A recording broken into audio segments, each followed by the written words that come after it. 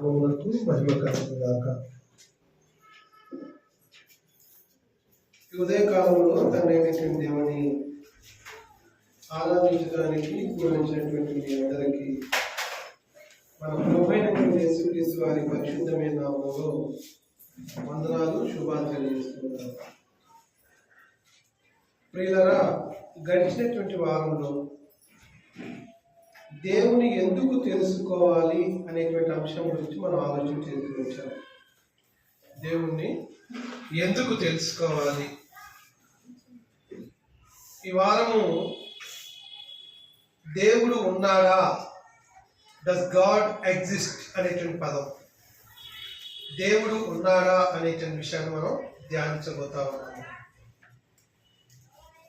ప్రియులారా, దేవుడు ఉన్నాడంటకి ఏదైనా ఒక ఆధారం కావాలి. ఉదాహరణకి ఒక పిల్లవాడు తండ్రి ఫలానా అని చెప్పాలంటే ఆధారం ఉంది. ఎవరు చెప్తారు ఆధారం? తల్లి చెప్పాలి, అంతే కదా. ఫలానా వాడు ఫలానా వ్యక్తి కుమారుడు అనడానికి ఆధారం తల్లి. అలాగనే దేవుడు ఉన్నాడు అనడానికి కూడా ఆధారం కావాలి. ప్రియులారా, దేవుడు ఉన్నాడు అని తెలుసుకోవటానికి మనుషులు చేసినటువంటి ప్రయత్నాన్ని మనం ఆలోచన చేస్తే, జ్ఞాన మార్గమని, ధ్యాన మార్గమని మనుషులు ఈ భూమి పుట్టినప్పటి నుంచి ధ్యానిస్తూనే ఉన్నారు. దేవుడు తెలుసుకోవాలని మానవ యొక్క ప్రయత్నం ఏంటి అంటే, ముందుగా ధ్యాన మార్గం. ధ్యాన మార్గం అంటే తపస్సు చేయటం. మన పూర్వీకులైనటువంటి వారు ఉన్నారు, వారు హిమాలయాలకు వెళ్ళి కొన్ని సంవత్సరాలు తపస్సు చేసినటువంటి పరిస్థితి. వాళ్ళని ఏమంటారు? ఋషులు అంటారు. వాళ్ళు ఏమంటారండి? ఋషులు అంటారు. అలాగనే ఒక వ్యక్తి ఉన్నాడు చరిత్రలో, అతను ధ్యానం చేసి, పేరు సిద్ధార్థుడు, ధ్యానం చేసి అతడు గౌతమ బుద్ధుడుగా పిలువబడ్డాడు. మీకు తెలుసామా? ఎక్కడ ధ్యానం చేశాడు ఆయన? బోధి వృక్షం కింద కూర్చొని కొన్ని సంవత్సరాలు ధ్యానం చేయటం ద్వారా దేవుని ఎరిగాడని చెప్పేసి ఆయన గురించి చెప్పబడతా ఉంది. అంటే మనుషులు దేవుని తెలుసుకోవడానికి వారు చేసిన ప్రయత్నం ఏంటంటే, మొట్టమొదటిది ధ్యాన మార్గం. ఈనాడు కూడా మెడిటేషన్ అని కొన్ని చేస్తూ ఉన్నారు. విన్నారు మీరు? మెడిటేషన్, శ్వాస మీద ధ్యాస. ఎప్పుడైతే శ్వాస మీద ధ్యాస పెడతారో మనుషులకు ఉన్నటువంటి మధుమేహం కానీ, రక్తపోటు కానీ, థైరాయిడ్ కానీ, ఇంకేదో ఉద్రికలు ఉంటే అవన్నీ కూడా సమతుల్యం చేయబడతాయని చాలామంది ఈ యోగా మీద దృష్టి ఉంచుతూ ఉన్నారు. ఇవి చేయటం ద్వారా దేవుణ్ణి తెలుసుకోగలరా? ఇవి చేయటం ద్వారా అంటే ఆత్మ పరమాత్మలో కలుస్తూ ఉందా అనే విషయాన్ని మనం ఆలోచన చేయాలి. అంటే నేనేం చెప్పాలనుకుంటున్నా అంటే, పూర్వకాలం నుంచి కూడా దేవుడు ఎవరో తెలుసుకోవడానికి అనేక పద్ధతులను వినియోగిస్తూ వచ్చారు. అందులో ఒకటి ధ్యాన మార్గం. జాగ్రత్తగా ఆలోచన చేయాలి. రెండవది ప్రియులారా, జ్ఞాన మార్గాన్ని వినియోగిస్తూ వచ్చారు. జ్ఞాన మార్గం అంటే, జ్ఞాన మార్గం అనగా మానవ జ్ఞానంతో దేవుడు తెలుసుకోవడం. దేవుడిచ్చినటువంటి ఈ మానవ జాతి మానవ జ్ఞానంతో దేవుడు తెలుసుకోవడానికి ప్రయత్నం చేస్తూ వచ్చారు. ఉదాహరణకి చరిత్రలో మనం చూసినప్పుడు గ్రీకులు ఉన్నారు. ఈ గ్రీకులు ఎవరు? గ్రీకుల్లో సోక్రటీస్ అని, ప్లాటో అని, అరిస్టాటిల్ అని పేరు విన్నారా? వీరు గ్రీకు యొక్క తత్వవేత్తలు. వీరు ఏం చేస్తూ వచ్చారు అంటే, తాము జ్ఞానులుగా ప్రకటించుకొని దేవునిని తెలుసుకోవడానికి ప్రయత్నం చేశారు. ఇంకా చరిత్రలో మనం చూసినప్పుడు చార్వాకులు అనేటువంటి వారు ఉన్నారు. వారు కూడా దేవునిని జ్ఞాన మార్గం ద్వారా తెలుసుకోవచ్చని ప్రయత్నం చేశారు. అయితే ఈ ప్రపంచంలో ప్రియులారా, బహుదేవతారాధన ఉన్న విధానము విస్తరించింది. ఈ ప్రపంచంలో బహుదేవతారాధన అంటే దేవుడు ఎవరో తెలియదు, కానీ దేవుణ్ణి పూజిస్తున్నటువంటి పరిస్థితులు. దేవుళ్ళు దేవతలను పిలవని వారి మధ్య వైరుధ్యం ఉంది. ఇప్పుడు ఎందుకు మన కుట్ల పదార్థాలు చూస్తే కొంతమంది ఏమో దేవుడు అని చెప్పేసి ఆ జీవం లేనటువంటి వాటిని పూజిస్తున్నారు. మరికొంతమేమో దేవుడు అని చెప్పేసి తండ్రిని కుమారుని ఆరాధిస్తున్నటువంటి వారు. అంటే దేవతలు దేవుళ్ళు అనబడినటువంటి వారి మధ్య వైరుధ్యం ఉన్నది అనేటువంటి విషయాన్ని పరిశుద్ధాత్మ దేవుడు గ్రంథం ద్వారా కూడా తెలియచేస్తూ ఉన్నాడు. ఒకసారి మనము దేవుని వాక్యాన్ని మనం ఆలోచన చేస్తున్నప్పుడు అపొస్తలుడైన పౌలు కొరింథీయులకు రాసినటువంటి పత్రికలో రండి. అపొస్తలుడైన పౌలు కొరింథీయులకు రాసినటువంటి మొదటి పత్రిక వచ్చినప్పుడు మొదటి పత్రిక 8వ అధ్యాయం వైపు రండి. కొరింథీయులకు రాసినటువంటి మొదటి పత్రిక 8వ అధ్యాయంలో విగ్రహాల గురించి చెప్తూ ఉంటాడు. ఇక్కడ విగ్రహాల గురించి మాట్లాడుతూ పౌలు గారు లోకమందు విగ్రహము ఒట్టిదనియు, లోకమందు విగ్రహం అంటే ఏంటంట? ఒట్టిదనియు, ఒక్కడే దేవుడు తప్ప మరొక దేవుడు లేడనియు ఎరుగుదుమని మాట్లాడుతున్నాడు. ఒక్కడే దేవుడు అనేటువంటి విషయాన్ని. అంటే లోకమందు విగ్రహాల గురించి ఏం చెప్తుంది బైబిల్ అనేటువంటి విషయాన్ని చెప్పినట్లయితే విగ్రహము ఒట్టిది. మళ్ళీ విగ్రహం అంటే ఏమనుకుంటారేమో, విగ్రహం అంటే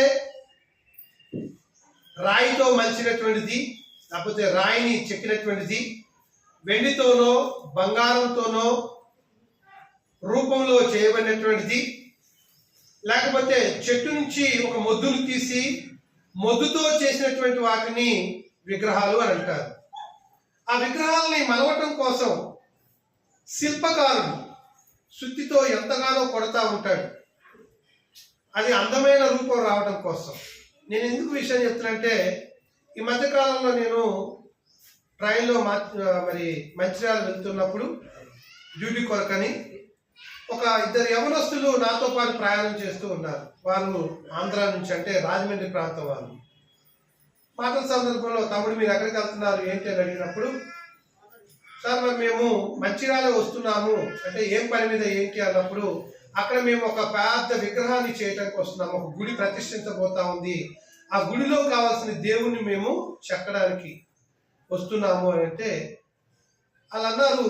మాటల సందర్భంలో మేము దీని కొరకు 3 సంవత్సరాలు కోర్సు చేశాం సార్.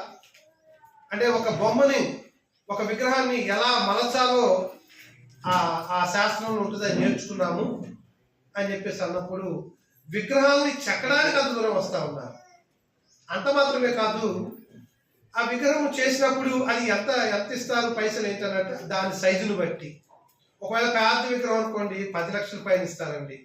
దానికి సుమారు 10 మంది శిల్పకారులు ఉంటారు. ఎక్కడ వారు అక్కడ, ఎక్కడ దెబ్బ కొడితే కరెక్ట్గా శిల్పం మలచబడుతుందో, ఎక్కడ చిన్న దెబ్బ కొట్టాలో, ఎక్కడ పెద్ద దెబ్బ కొట్టాలో ఇవన్నీ చేస్తారంట. అలా చేసి ఒక విగ్రహాన్ని మేము చేసి వస్తాము, దాన్ని పలానా రోజున వాళ్ళు ప్రతిష్ఠించుకుంటారు అని చెప్పాడు. అంటే మీకు అర్థమైందా? ఒక రాయిని తీసుకొని శిల్ప రూపంలో చెక్కుతున్నప్పుడు దాని మీద ఎన్నో సుత్తి దెబ్బలు పడతాయి. ఒకవేళ ఆ విగ్రహమే దేవుడైతే నువ్వు నన్ను ఎందుకు కొడతావు అని అడగదా? అడిగితే లేదా? అడగదా? అడిగింది ఖచ్చితంగా. కానీ ప్రాణములైనటువంటి రాయిని ఒక రూపంకి చెక్కుతూ ఉన్నారు మనుషులు. ఇక్కడ అదే విషయాన్ని చెప్తున్నాడు. విగ్రహం చూసో పెద్ద పెద్ద భయంకరమైన రూపాలు చూస్తూ మీరు భయపడాల్సిన పని లేదు. పౌలు గారు మాట్లాడతామంటే విగ్రహము ఒట్టిదనియు అనేటువంటి మాట మాట్లాడుతారు. చూడండి, అక్కడ లోకమందు విగ్రహము ఒట్టిదనియు, ఒకడే దేవుడు తప్ప వేరొక దేవుడు లేడనియు ఎరుగుదుము అని మాట్లాడుతున్నారు.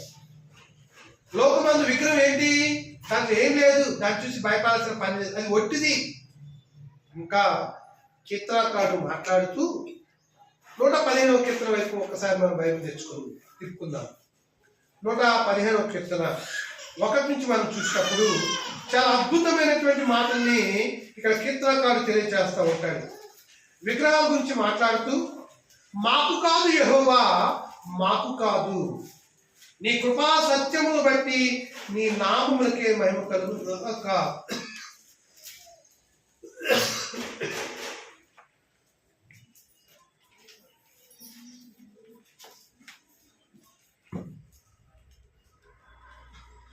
ఏమంటాడంటే మాకు కాదు యెహోవా, మాకు కాదు, నీ కృపా సత్యమును బట్టి నీ నామమునకే మహిమ కలుగును గాక. వారి దేవుడు ఏడి అని అన్యజనులు ఎందుకు చెప్పుకుందురు? వారి దేవుడు ఏడని అన్యజనులు ఎందుకు చెప్పుకుందురు? మా దేవుడు ఆకాశమందున్నాడు. ఇక్కడ దేవుని పిల్లల గురించి మాట్లాడుతున్నాడు. మా దేవుడు ఎక్కడ ఉన్నాడంట? ఆకాశమందున్నాడు అనే విషయాన్ని తెలియజేస్తూ ఉన్నాడు. ఆయనకి ఇష్టం వచ్చినట్లుగా సమస్తమును ఆయన చేసి ఉన్నాడు అనే విషయాన్ని గుర్తు చేస్తా ఉన్నాడు. అంటే ఇక్కడ మనం ఏం గమనించబోతూ ఉన్నామంటే ప్రియులారా, అన్యులు చేసేటువంటి దేవుని గురించి మాట్లాడుతూ ఇక్కడ గ్రంథకర్త మన దేవుడైతే ఆకాశం మీద ఉన్నాడు, ఆకాశం అందున్నాడు, ఆయనకి ఇష్టం వచ్చినట్లుగా సమస్తమును ఆయన చేసి ఉన్నాడు అని మాట్లాడుతూ ఉన్నాడు. సరే, మనుషులు చేసేటువంటి విగ్రహం గురించి ఏంటి, దాని ఆలోచన ఏంటి అనే విషయాన్ని మనం చూసినప్పుడు దాని ఆలోచన గురించి చెప్తూ ఉన్నాడు. ఒకసారి 4వ వచన భాగాన్ని మనం చూస్తాము. వారి విగ్రహములు వెండివి బంగారుపివి అనే విషయాన్ని చెప్తాడు. వారి విగ్రహాలు ఏంటంట? వెండివి బంగారుపివి. అవి మనుషుల చేతి పనులు అంటాడు. అవి మనుషుల యొక్క చేతి పనులు. ఇంకా చెప్పా కదా, రాజమండ్రి నుంచి అవి 2 అమరస్తులు వెళ్తున్నారు. ఏంటయ్యా ఎందుకు వెళ్తున్నారంటే, ఒక విగ్రహాన్ని చేయడానికి మేము వెళ్తున్నాము అని చెప్పేసి అన్నారు. అంటే ఖచ్చితంగా మీరు నమ్మినా నమ్మకపోయినా ఈనాడు భూమి మీద ఉన్నటువంటి ప్రతి విగ్రహము అవి మనుషుల యొక్క చేతి పనులు అనే విషయాన్ని మనం మర్చిపోకూడదు. వాస్తవానికి సృష్టికర్త అయిన దేవుడు మనుషులు సృష్టిస్తే మనుషులు ఏం చేస్తున్నారు? సృష్టికర్తను పూజిస్తున్నారు. అంటే సృష్టికర్తను చేస్తా ఉన్నారు. ఎంత విడ్డూరం ఒకసారి ఆలోచన చేయండి. వారి విగ్రహములు వెండి బంగారపువి, అవి మనుషుల యొక్క చేతి పనులు. ఆ విగ్రహాలకు ఉన్నటువంటి గుణాన్ని చెప్తూ ఉన్నాడు. ఆ విగ్రహాలకి నోరుండి పలకవు, కన్నులుండి చూడవు, చెవులుండి వినవు, ముక్కులుండి వాసన చూడవు, చేతులుండి ముట్టుకొనవు, పాదములుండి నడవు, గొంతుకతో మాట్లాడవు. విగ్రహాల పరిస్థితి ఏంటంట? ఎంత గొప్ప చేస్తాడంటే ఆ విగ్రహాన్ని. ఇందాక సోదరులు రామారావు చదివి సాయం చేశారు. రోమిలాధిపతి 1వ అధ్యాయము 20 వచనంలో 21, 22 వచనాలు చూసినప్పుడు ఏమంటాడు? మరియు వారు దేవుని ఎరిగి దేవుని దేవునిగా మహిమపరచలేదు, కృతజ్ఞతాస్తుతులు చెల్లింపులు లేదు, కానీ వారి వాదముల యందు వ్యర్థులేని, వారి అవివేక హృదయం అంధకారమైను, తాము జ్ఞానులమని చెప్పుకొనొచ్చు బుద్ధిహీనులయ్యింది. ఏ విషయంలో బుద్ధిహీనులయ్యారు? ఇక్కడ చెప్తున్నాడు. వారు అక్షయులకు దేవుణ్ణి, అంటే నాశనము కానటువంటి దేవుణ్ణి, వారు అక్షయులకు దేవుని మహిమను క్షేమకు మనుషుల యొక్కయు, పక్షుల యొక్కయు, చతుష్పాద జంతువుల యొక్కయు, పురుగుల యొక్కయు ప్రతిమా స్వరూపముగా మార్చిరి. ఎలా మార్చారంటండి? బొమ్మలుగా మార్చారు. ప్రతిమ అంటే బొమ్మ. ఏ బొమ్మలు? మనుషుల బొమ్మలు చేస్తున్నారు, పక్షుల బొమ్మలు చేస్తున్నారు, జంతువుల బొమ్మలు చేస్తున్నారు, చివరికి పురుగుల బొమ్మలు కూడా చేసి మీరే దేవుడిని చెప్తున్నారు. ఆ విగ్రహం గురించి ఏం చెప్తున్నాడు ఇక్కడ కీర్తనకారుడు? అవి నోరుండి మాట్లాడతాయి అన్నదా? అవి నోరుండి మాట్లాడవు, చెవులుండి వినవు, గొంతుకుతో మాట్లాడవు, ఇంకా కళ్ళుండి చూడవు, చేతులతో పనిచేయవు, కాళ్ళతో నడవు. ఏటవి? దేని గురించి మాట్లాడుతున్నాడు? బొమ్మల గురించి విగ్రహాల గురించి మాట్లాడుతున్నారు. అక్కడ ఒక మాట అంటారు, ఒక అద్భుతమైన మాట 8వ వచనంలో, వాటిని చేయువారును వాటి యందు నమ్మికుంచు వారందరూ వాటి వంటి వారే. అంటే విగ్రహాలు చేసేవారు, విగ్రహాల యందు నమ్మికుంచేవారు ఎలాంటి వారు? ఏ విగ్రహానికైతే ప్రాణం లేదో అలాంటి ప్రాణం లేనటువంటి పరిస్థితిలో ఆ మనుషులు ఉన్నారు అనే విషయాన్ని చెప్తూ ఉన్నాడు. వాటిని చేయువారును వాటి యందు లక్ష్యముంచువారును వాటి వంటి వారే అంటున్నాడు. అంటే ఎవరైనా సరే ప్రియులరా, జీవము లేనటువంటి ఆ బొమ్మలను, విగ్రహాలను పూజించినట్లయితే వారు కూడా అట్టివారే అనే విషయాన్ని గ్రంథకర్త చెప్తూ ఉన్నాడు. ఎంత చక్కటి విషయమో ఒకసారి మీరు ఆలోచన చేయండి. ఈనాడు మానవుడు ఏం చేస్తూ ఉన్నాడంటే మనుషుని యొక్క మేధస్సు చేత దేవుణ్ణి సృష్టించడం మనం చూస్తాము. మరొక విషయాన్ని మనం చూద్దాం. యెషయా గ్రంథము 44వ అధ్యాయానికి రండి. యెషయా గ్రంథము 44వ అధ్యాయము 14వ వచనం నుంచి మనం గమనిస్తున్నప్పుడు ప్రవక్త అయినటువంటి యెషయా ద్వారా సర్వశక్తి గల దేవుడు తెలియజేస్తూ ఉన్నాడు ఆ విగ్రహాల యొక్క పరిస్థితి ఏంటి అనేటువంటి దాని గురించి. 14వ వచనంలో, ఒకడు దేవదారు చెట్లను నరకవల్లని పూనుకొనును, శ్మశాన వృక్షమును గాని, సరళ వృక్షమును గాని, సింధూర వృక్షమును గాని, అడవి వృక్షములలో ఏదో ఒకటి తీసుకొనును. ఒకడు చెట్టు నాటగా వర్షము దాన్ని పెంచును. ఎందుకు ఈ చెట్టు గురించి చెప్తున్నాను అంటే, ఒక వ్యక్తి అంట ఆ చెట్టును తీసుకొని వచ్చి దాన్ని నరికి ఆ చెట్టులో ఉన్నటువంటి కొన్ని చెక్కలను పొయ్యిలో వేసి చలి కాల్చుకుంటాడట.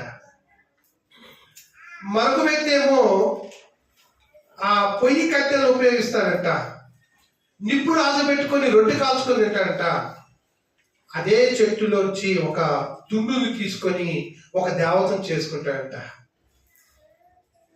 అంటే చూడండి ప్రియులారా, 15వ వచనంలో, ఒకడు పొయ్యి కట్టెలు వాటిని ఉపయోగించును. దేని చెట్టుని నరికిన తర్వాత తీసుకొచ్చిన దాన్ని పొయ్యి కట్టెలకు దాన్ని ఉపయోగిస్తాడు. వాటిలో కొంత తీసుకొని చలి కాల్చుకుంటాడు. నిప్పు రాజ పెట్టుకొని రొట్టె కాల్చుకుంటాడు. అందులో ఒక తుండును తీసుకుని వచ్చి ఒక దేవతను చేసుకుంటాడు. ఇదే చెప్పారు కదా, శిల్పకారులు ఏం చేస్తారు, చెక్కల్లో కూడా మంచి బొమ్మలు. మీరు ఆ అడవి ప్రాంతానికి వెళ్తే ఆ కోయలు ఏం చేస్తారంటే చక్కటి రూపాన్ని తయారు చేస్తూ ఉంటారు. చక్కని ఇక్కడ అదే చెప్తున్నాడు, ఒక తుండు తీసుకొని దాన్ని ఒక దేవతగా చేసి ఏం చేస్తారంటే దాన్ని నమస్కారం చేయను. దేనికమ్మా? చెట్టులోంచి తీసుకున్నటువంటి ఒక బొద్దుని తీసుకొని దాన్ని దేవతా రూపం చేసి దాన్ని నమస్కారం చేస్తాడు. నమస్కారం అంటే ఏంటి అర్థం? ఆరాధించటం, పూజించటం. ఎంత అవిధేయత చూడండి. ఆ చెట్టు నుంచి వచ్చినటువంటి కొన్ని కట్టెల చేత పొయ్యి కాగబెట్టుకున్నాడు, నీళ్లు కాగబెట్టుకున్నాడు, అలాగే రొట్టె కాల్చుకున్నాడు. మరలా దాని నుంచి ఒక దేవతను చేసి నీవే నా దేవుడిని నమస్కారం చేస్తాడు. ఏమైపోయింది వారి యొక్క అవివేక హృదయం? ఏమైపోయిందంట? అంధకారం అయిపోయింది. అక్షయులకు దేవుని క్షేమకు మనుషుల యొక్కయు, చతుష్పాద జంతువుల యొక్కయు, పురుగుల యొక్కయు, జంతువుల యొక్క ప్రతిమారూపంగా మార్చేశారు. అందుకనే వచ్చింది దేవుని కోపం. ఏం చేశారు ఆయన? వారిని భ్రష్ట మనసుకు, అపవాదకు అప్పగించారు అని చెప్పేసి అంటాం. మనం చూస్తున్నాం.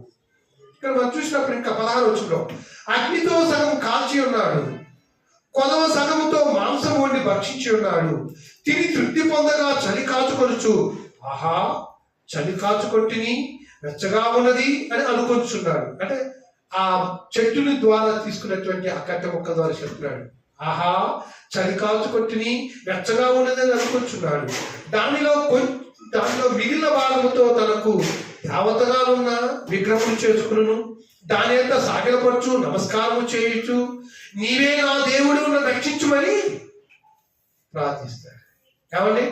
ఒక మొద్దు ఒక దేవతగా మలచబడింది. ఆ శిల్పకారు ఎంతో శుద్ధి దెబ్బలతో ఉడితోటి కొట్టి ఒక మంచి రూపాన్ని, దేవతా రూపాన్ని చేశాడు.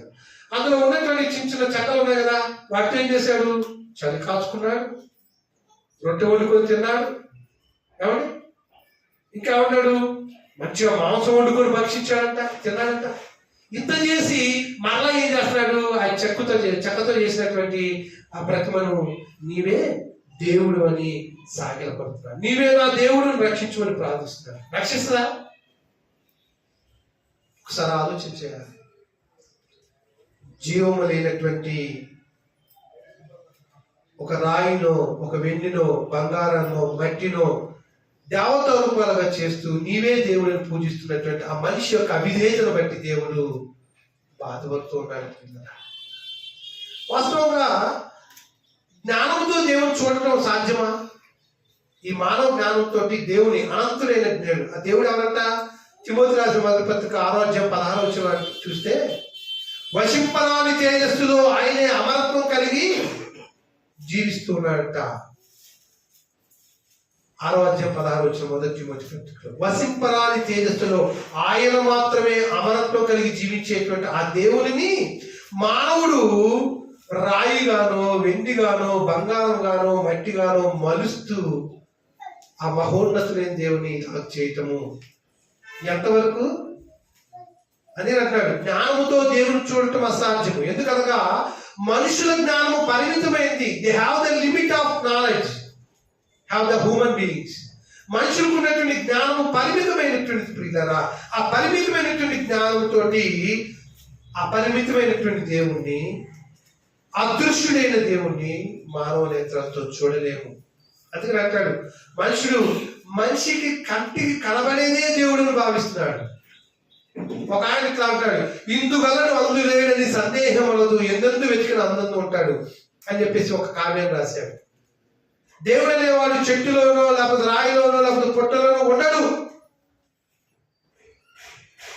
ఎందుకనంటే ఆయన ఆత్మస్వరూపైనటువంటి దేవుడు. మనుషులకి కనపడేటువంటి ప్రతి వస్తువులో దేవుడు ఉండడు. ప్రాణం ఉన్న దాంట్లో ఉంటాడు. ఆయన ఎక్కడ ఉండటానికి ఇష్టపడుతున్నాడు తెలుసా? గుడి గోడలలో దేవుడు, గుడి గోడలలో లేడు దేవుడు, గుండె గుడిలో ఉన్నాడు చూడు. గుడి గోడలలో గుండె గుడిలో ఉంది చూడు. ఆత్మస్వరూపి నీలో దేవుడు ఎక్కడ ఉంటాడంట ఆయన? గుండె గుడిలో ఉంటాడంట, నీ హృదయంలో ఉంటాడంట ఆయన. అంతేగాని రాయిలోనో చెట్టులోనో మట్టిలోనో విగ్రహంలోనో ఆయన ఉండదు. వాటికి ప్రాణం లేదు. వాటిని ఎంత కొట్టినప్పటికీ చెక్కినప్పటికీ ఉడితో బాడితో చేసినప్పటికీ అవి ఏం మాట్లాడలేదంటే వాటిలో ప్రాణం లేదు. నేను ఇక్కడ మీకు ఏం తెలియచేయాలనుకోవాల్సినంటే పిల్లరా, జీవగల దేవుణ్ణి జ్ఞాన మార్గంలో వెతకటానికి ప్రయత్నం చేశారు. కానీ ఆనాడున్నటువంటి గ్రీకు తత్వవేత్తలు, ప్లేటో కావచ్చు, సోక్రటీస్ కావచ్చు, అరిస్టాటిల్ కావచ్చు, చాలా గొప్ప తత్వవేత్త, philosopher, but they are not invited to the Almighty God. సర్వశక్తి గల దేవుని వారు కనుక్కోలేకపోయారు. ఎందుకంటే మానవుడు కంటి కనబడే దేవుడు అని భావిస్తున్నారు. కానీ దేవుడు ఏమై ఉన్నాడంట? దేవుడు ఆత్మస్వరూపి. ఆయన ఈ మానవ భౌతిక నేత్రాలకు ఆయన కనిపించడు. ఆయన ఈ భౌతిక నేత్రాలు కనిపించడు. ఆయన ఏమై ఉన్నాడంట? ఆత్మస్వరూపి అనే విషయాన్ని మనం చూడలేదా? తిమోతి రాసిన పత్రిక 6:16 వసింపరాని తేజస్సుతో ఆయనే వసించుచు అమరత్వం కలిగి ఉన్నాడు అని అంటాడు. దేవుడు ఆత్మస్వరూపి. ఈనాడు కొంతమంది ఏమంటారు, దేవుడు నాకు కనపడ్డాడండి, జాగ్రత్త చూడాలి, ఇటు దేవుడిని చూశానండి, దేవుడు నాకు కనపడ్డాడు అని అంటారు. విన్నారా ఆ మాట ఎప్పుడైనా? ఎవరైనా దేవుడు చూడగలరా? ఈ భౌతిక నేత్రాలతో, కంటి కనిపించే నేత్రాలతో ఆత్మస్వరూపైన దేవుడిని చూస్తారా? పోనీ ఉదాహరణ, నీలో ఉన్న ఆత్మను చూడగలవా? నీలో ఉన్న ఆత్మను చూడగలిగితే దేవుడు చూసినట్టే. చూడగలవా? ఏనాడైనా ఎప్పుడు కనపడలేదమ్మా? ఎప్పుడు? ఉదయం సాయంత్రం ఎప్పుడు కనపడలేదా? నాకైతే కనపడలేదండి. నాలో ఉన్న ఆత్మే నాకు కనపడలేదంటే ఆ అదృశ్యమైనటువంటి దేవుడు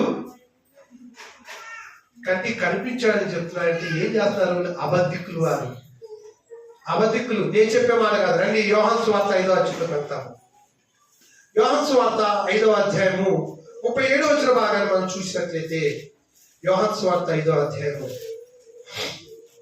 యోహాను సువార్త 5వ అధ్యాయము 37వ వచనంలో, మరియు నన్ను పంపిన తండ్రి నన్ను గురించి సాక్ష్యం ఇచ్చున్నాడు.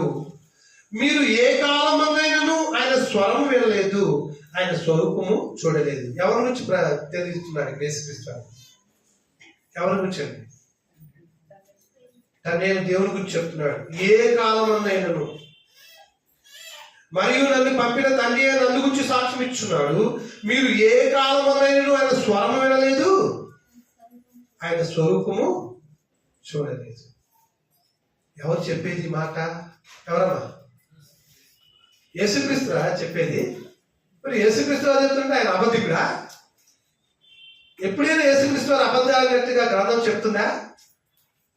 ఆయన దేవుడు అబద్ధం ఆడతాడండి? ఆయనే సొంతగా తన భూమి మీద జీవించినప్పుడు చెప్తూ ఉన్నాడు ఏమంటే, ఏ కాలమందైనను దేవుని యొక్క స్వరము కానీ ఆయన స్వరూపం కానీ చూడలేదు. అయితే మీకు ఒక అనుమానం రావాలి. ఏంటి అనుమానం? బైబిల్ చదువుతున్నప్పుడు అవాదాలతో దేవుడు మాట్లాడాలని ఉంటుంది. ఉందా? నోవాహుతో దేవుడు మాట్లాడినట్లుంటది. అబ్రహాం, ఇస్సాకు, యాకోబుతో దేవుడు మాట్లాడినట్లుంటది. మోషేతో దేవుడు మాట్లాడినట్లుంటది. మరి ఏంటి అలాంటప్పుడు యేసుక్రీస్తు అబద్ధం చెప్పాడా? ఆయన ఎట్టి పరిస్థితుల్లో కూడా యేసుక్రీస్తు వారు అబద్ధం చెప్పరు. అంటే అది ఎవరి గురించి చెప్తుంది అనే విషయాలు మనం చూసినప్పుడు తనే దేవుడి గురించి చెప్తూ ఉన్నాడు. ఏ కాలమందు కానీ ఆయన స్వరం కానీ స్వరూపం కానీ చూడలేదు, స్వరం వెళ్ళలేదు అంటున్నాడు. దీని గురించి మరొకసారి ఆలోచించేద్దాం. ఎందుకంటే ఇప్పుడే మనం చూసాము, యోహాను సువార్త 4:24 యేసుక్రీస్తు వారి సమరయ శిష్యుల ద్వారా లోకానికి పరిచయం చేస్తాడు. దేవుడు ఏం రాయబడింది? దేవుడు ఆత్మ కనుక ఆత్మని మానవ నేత్రాలతో చూడలేము. దేవుడు ఆత్మ కనుక ఆయన ఆరాధించేవారు ఆత్మతోనూ సత్యముతోనూ ఆరాధించారు. తిమోతి రాసిన మొదటి పత్రిక 6:16 చదువుతాను. సమీపింపరాని తేజస్సులో ఆయన మాత్రమే వసించుచు అమరత్వం గలవాడై ఉన్నాడు. ఇక్కడ మాట ఉంది ప్రియులారా. ఈ మాటల్ని తిమోతికి పౌలు గారి ద్వారా రివీల్ చేస్తున్నాడు. తిమోతికి మొదటి పత్రిక రాస్తూ పౌలు చెప్తున్నాడు పరిశుద్ధాత్మ చేత. ఇక్కడ ఏమంటాడంటే, మనుషులలో ఎవరినూ ఆయన చూడలేదు. ఎవరి గురించి మాట్లాడుతున్నాడు ఇక్కడ పౌలు గారు? దేవుడి గురించి మాట్లాడుతున్నాడు. అక్కడేమో యేసుక్రీస్తు వారు ఏ కాలం ఆయన స్వరం కానీ స్వరూపం కానీ చూడలేదు, వెళ్ళలేదు అన్నాడు. ఇక్కడ పౌలు గారు ఏమంటాడు తనే దేవుడి గురించి? ఏమన్నాడు ఇక్కడ? సమీపింపరాని తేజస్సులో ఆయన మాత్రమే వసించుచు అమరత్వం గలవాడై ఉన్నాడు. మనుషులలో ఎవడును ఆయన చూడలేదు, ఎవడును చూడనేరడు. ఎవడును చూడలేదు, ఎవడును చూడనేరడు. ఆయనకు ఘనతయు శాశ్వతమైన ప్రభావమును కలిగినగాక. ఆమేన్. పరిశుద్ధాత్మ దేవుని ద్వారా పౌలు గారు చెప్తున్నమాట. అంటే మీకు ఇక్కడ ఏం తెలియచేయాలని కోరుతున్నాను పిల్లరా? ఆ అద్వితీయుడైనటువంటి దేవుని, సమీపింపరాని తేజస్సులో ఉన్నటువంటి ఆ దేవుని మానవ మాత్రం ఎవరూ చూడలేదు. ఒక ఆయన చూడటానికి ప్రయత్నం చేశాడు. నిన్ను చూస్తే కానీ విడిచిపెట్టమన్నాడు. ఎవరైనా?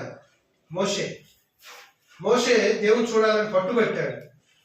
ఒరే బాబు, నువ్వు నన్ను చూస్తే బ్రతకరా అన్నాడు. అన్నాడు లేదా? నిర్గమాకాండం చూసినప్పుడు నన్ను చూస్తే బ్రతకమని. అయినా పట్టుబట్టినప్పుడు దేవుడు తన అరచేతిని అడ్డపెట్టి ఆ పర్వతాల నుంచి దాటి వెళ్తున్నప్పుడు ఆ వెనక భాగం చూడలేకే మోషే అనేపోతాడు. అంటే నేను మీకేం తెలియచేయాలనుకోవాలంటే పిల్లరా, ఆ దేవుడు ఎవరు? అసలు దేవుడు ఉన్నాడా? ఆ అద్వితీయుడైనటువంటి దేవుడు, సమీపింపరాని తేజస్సులో ఉన్నటువంటి దేవుడు అని ఎలా తెలుసుకోవాలి అనేటువంటిది ప్రపంచం మొత్తం కూడా ఆనాటి నుండి నేటికి ఆలోచన చేస్తున్నటువంటి మాట. అందుకోసం చూసాము, ధ్యాన మార్గాన్ని చూశారు, జ్ఞాన మార్గాన్ని చూశారు.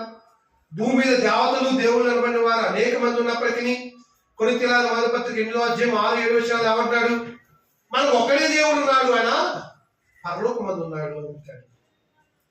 అంటే కొరింథీ పట్టణంలో ఉన్న సమస్య ఏంటంటే, అన్ని దేవతలు అంటే విగ్రహాలు, అన్ని దేవతల యొక్క దేవుళ్ళు ఎవరంటే విగ్రహాలు. విగ్రహాలకు నిజమైన దేవుడికి మధ్య ఉన్నటువంటి వ్యత్యాసాన్ని పౌలు గారు చూపుతూ, విగ్రహం వడ్డుదనియు దేవతలు అనబడిన వారును దేవుళ్ళు అనబడిన వారును భూమి అనేక మంది ఉన్నప్పటికీ మనకు ఒక్కడే దేవుడు ఉన్నాడు. ఆ దేవుడు ఎవరంటే ఆయన తండ్రి. ఆయన ఆకాశం మీద ఉన్నాడు, ఆయనను మనమందరం ఉన్నాము. అలాగే మనకు ప్రభు ఒక్కడే, ఆ ప్రభు యేసుక్రీస్తు వారు. ఆయన బట్టి మనం సృష్టించబడ్డామని మాట్లాడుతూ ఉంటాడు. కాబట్టి ప్రియులరా, దేవుడు ఉన్నాడు అనటానికి మనం ఆధారాలు చూడబోతా ఉన్నాం. ఇప్పటి వరకు మానవుడు అన్వేషించేటువంటి అన్వేషణ గురించి మీకు తెలియజేస్తూ వచ్చాను. ఇప్పటికీ ధ్యానం చేస్తారు దేవుని కనుక్కోవాలని, వల్ల పడదు.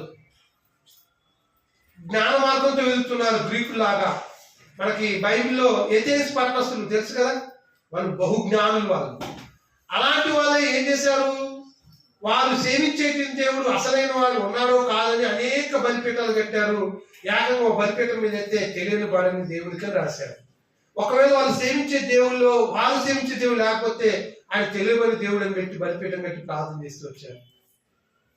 అది చూసే కదా అరియోప్రసాద్ దగ్గరికి వెళ్ళినటువంటి పౌలు పరితాపంతో వారి మధ్య తెలియని దేవుడు పరిచయం చేశారు కదా. అపోస్తుల కార్యములు 17వ అధ్యాయం 24వ వచనం, జగత్తును అందరి సమస్తమును నిర్మించిన దేవుడు తానే ఆకాశములకు భూమికి ప్రభువైనందున హస్తకృతమైన ఆలయంలో ఆయన నివాసము చేయడు అనేటువంటి విషయాన్ని. జగత్తును అందరి సమస్తమును నిర్మించిన దేవుడు తానే ఆకాశమునకును భూమికి ప్రభు అయి ఉన్నందున అని మాట్లాడుతూ ఉన్నాడు. స్టెఫను ఆత్మవశుడై తెలియజేసే మాట,